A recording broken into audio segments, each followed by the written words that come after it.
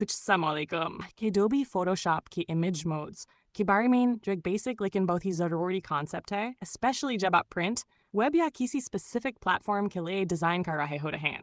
Photoshop में image mode का मतलब होता है आपकी image किस color space में काम कर रही है.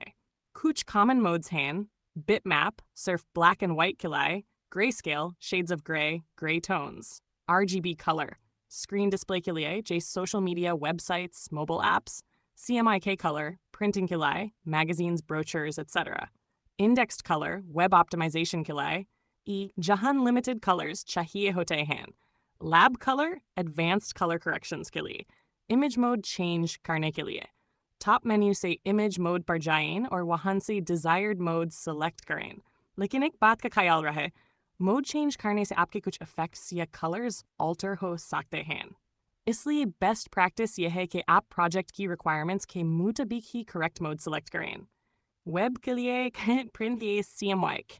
ये छोटी सी setting आपके final design की output को काफ़ी impact कर सकती है, तो इसको lightly मत लें. तो दोस्तों, image mode समझना और सही वक्त पर use करना Photoshop में expert बनने की तरफ एक important कदम है.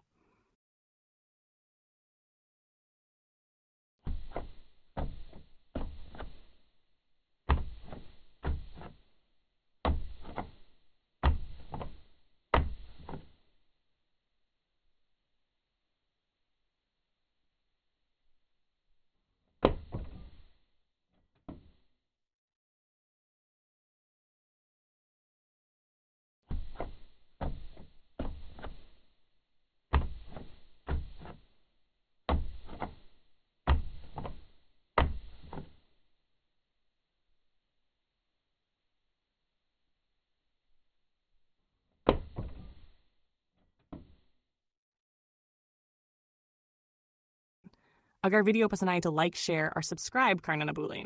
मिलते हैं अगले डिज़ाइन ट्यूटोरियल में, डिज़ाइन चेस्ट के साथ.